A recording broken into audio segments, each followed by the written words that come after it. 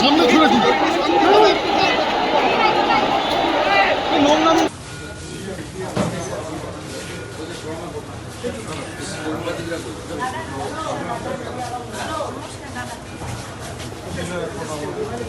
হবে তো শুক্রবার না আজকে পারমিশন ছিল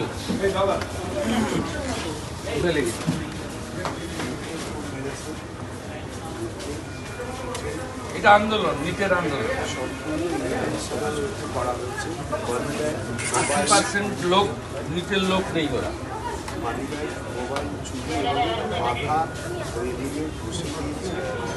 খিদিরপুরার এই গার্ডেন থেকে নিয়ে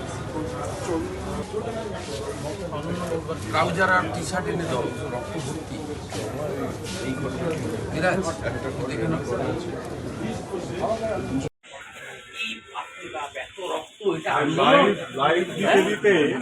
এটা আন্দোলন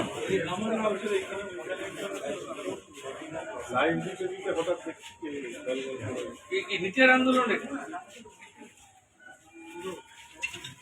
শুক্রবার ছাড় ছিল না প্রাক্তন মুখ্যমন্ত্রী বলেছিলেন না শুক্রবার তো একটু একটু হবে কি করবো চিহ্নিত করে রেখেছি এখন চিন্তা করতে হবে চিহ্নিত করতে রেখেছি পুলিশ আজকে যে ধৈর্যের পরিচয় দিয়েছে আমার বলা ছিল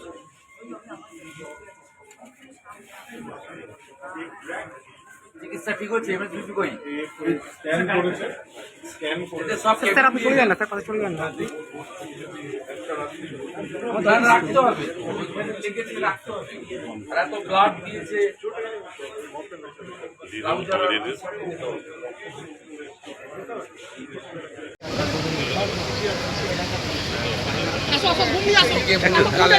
স্টেটমেন্ট করবো রিপোর্ট করতে বলুন কি বলবেন এই গেট আটকাও না এমার্জেন্সি গেট আচ্ছা আটকাস সরে পেছন চলে कहीं साइड में हो जाना एकदम बैरिकेड पीछे আমি রিপোর্টার बैरिकेड पीछे আপনি এমার্জেন্সি গেট ব্লক করছেন হ্যাঁ যান রিপোর্টার দাদা সে ঠিক আছে এসে আসো স্যার এখানে দাঁড়িয়ে আছে দাদা বলুন না ভাই এমার্জেন্সির কেন গেট আটকাচ্ছে আচ্ছা গেট আটকাচ্ছে দাদা এই যে সাইডে আসো ঠিক আছে দেখো হ্যাঁ এরকম করে দেখুন এই আরে ভাই তুমি ইনজেকশন নাও এই যাচ্ছি কাছড়ে দিয়েছে একদম হঠাৎ করে সেভাবে আছড়ে দিয়েছে এফআইআর করো হ্যাঁ ছেড়ে দেবো নাকি তুমি কি ভাবলে কি এই নিটের আন্দোলন হচ্ছে নাকি হঠাৎ করে তুমি করো তুমি আগে আছড়ে দিয়েছে বিষাক্ত নৌকে বৃষ্টি হলে ভিজে যাই স্যার আমরা সব বাইরে মানুষ সব শুক্রবার দিন বিশেষ দিন প্রাক্তন মুখ্যমন্ত্রী বলেন না শুক্রবার সব ছাড় আছে ওই শুক্রবারের লোকেরাই করেছে চিহ্নিত করেছি মার্ক করেছি এদের সঙ্গে নিটের কোনো সম্পর্ক নেই আগের প্রাক্তন মুখ্যমন্ত্রী যিনি এখানে হেরেছেন তিনি বরাবর বলেন না শুক্রবার তো ওরা একটু করবে তাই আজকে সাংবাদিকরা আক্রান্ত হয়েছেন আমি আপনাকে বলি সব ছাড়ুন শুক্রবারীরা যারা করেছে চিহ্নিত হয়ে গেছে কয়েকটা দিন অপেক্ষা করুন এদের কি করতে হয় আমি জানি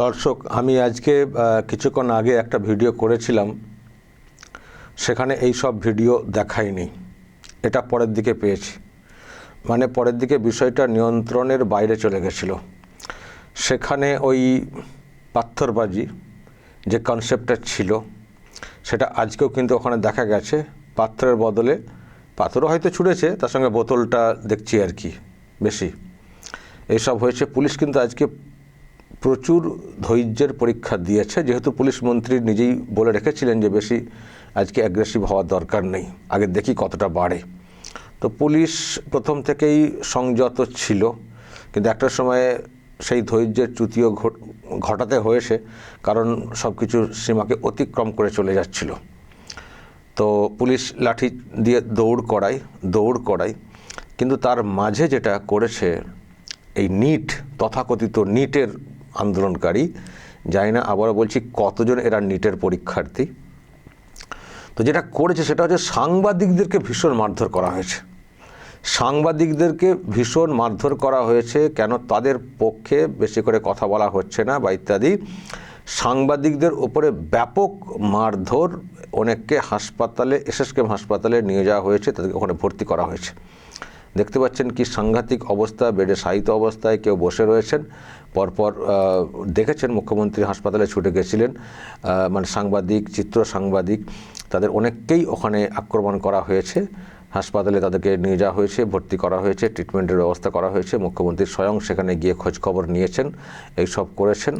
মানে এটা একটা মানে কলঙ্কিত একটা অধ্যায় নতুন করে হলো বাংলাতে, সাংবাদিক পেটানো। মানে নতুন সরকার এসছে, নতুনভাবে আমরা সরকারকে দেখছি, আইন শৃঙ্খলার একটা অন্যরকমের ভালো পরিস্থিতি আমরা দেখছি, কিন্তু তার মাঝে হঠাৎ করে ওই ককরোচ পার্টির নামে বা ওই নিট পরীক্ষার্থীর নিট করে দিয়ে এইসব ছাত্র সংগঠনের নামে এখানকার তারা এইসব শুরু করে দিয়েছে। ফের নোংরামি, এবং মিডিয়াও ছাড় পেল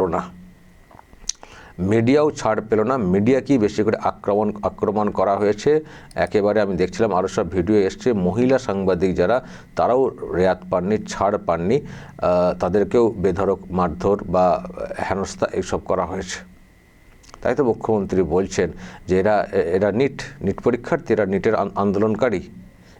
আন্দোলনকারী, এরা কারা? আমি দর্শক আজকে যে ভিডিও করেছি একটু আগে, সেখানে একটা কথা বলেছি না, যে চরমপন্থীদের পাল্লায় পড়ে চরম বিপদে পড়তে চলেছে মুসলিমরা, তাই কিন্তু হতে চলেছে। মুখ্যমন্ত্রী পরিষ্কার বলেও দিলেন যে এরা কারা চিহ্নিত করতে পেরেছি, চিনে রেখেছি। আসলে আজকে তো শুক্রবার না, আর আগের মুখ্যমন্ত্রী বলতেন শুক্রবার তো একটু অন্যায় একটু তো সহ্য করতে হবে। সেই শুক্রবারীরা আজকে এই কাণ্ডটা ঘটিয়েছে। গার্ডেন রিচ বা ওইসব মেটিয়াবুরুজ ওইসব এলাকা থেকে, পাকসাকাশ এলাকা থেকে এসে তারা এইগুলো একটা করেছে, অশান্তির পরিবেশ তৈরি করেছে, এবং সাংবাদিকদেরকে এই ধরনের বেধড়ক মারধর করা হয়েছে। ফলে ওনারও ইঙ্গিত কিন্তু পরিষ্কার যে মুভমেন্টের নামে যে তাণ্ডব চালানো হয়েছে, শেষ পর্যন্ত পুলিশ সংযত ছিল, তার মাঝেও যে ধরনের ঘটনা হয়েছে, এর পেছনে ওরাই যারা কথায় কথায় অগ্নিসংযোগ, মারধর, হুমকি, ভাঙচুর, রেললাইন ব্লক করা, উপড়ে ফেলা, সেই অংশটাই কিন্তু আজকেও ফের জড়িত। কিছু পতাকা উড়েছে, লাল পতাকা উড়েছে, কিছু ছাত্র সংগঠনের পতাকা উড়েছে, কিন্তু এই পতাকার আড়ালে, পতাকার ব্যানারে বা এই পতাকার লিডার যারা, তাদেরও উস্কানিতে বা যে কোনোভাবে এনে আজকে ফের ধর্মতলা চত্বর বা কলকাতাকে এই রকম উত্তপ্ত করা হলো। তাদেরকে উত্তপ্ত করা হলো, এবং তার যেটা ভয়ঙ্কর পরিণতি ঘটলো, সাংবাদিক, মিডিয়া আক্রান্ত, মিডিয়ার প্রচুর লোকজন, তাদেরকে এসএসকেএম হাসপাতালে যেতে হয়েছে। দর্শক বলুন, এরা কি নিট আন্দোলনকারী? এরা নিটের আন্দোলনকারী? আমি আগের ভিডিওতে কিছু ভিডিও দেখিয়েছি, দেখে নেবেন যারা দেখেননি, জাস্ট আগের ভিডিওতে। এটা নিট আন্দোলন হচ্ছে, এরা নিটের পরীক্ষার্থী, এরা মেধাবী, এরা মানে নিটের ফুল ফর্ম বলতে পারবে যাদেরকে দেখতে পাওয়া যাচ্ছে এসব হুজ্জুতি করতে, এই করতে, সেই করতে। এরা নিট। আমি আরও কিছু ভিডিও দেখিয়েছি আগের ভিডিওতে, আমি এখানেও আমি দেখাতে চাই, এদেরকে দেখলে মনে হয় কিনা যে এরা নিটের পরীক্ষার্থী, এদেরকে দেখে মনে হয়। এরা আজাদি স্লোগান তুলেছে এখানে, আমি সেই অডিও শুনিয়েছি আগের ভিডিওতে, শুনে নেবেন দর্শক যারা শোনেননি। এরা নিট পরীক্ষার্থী।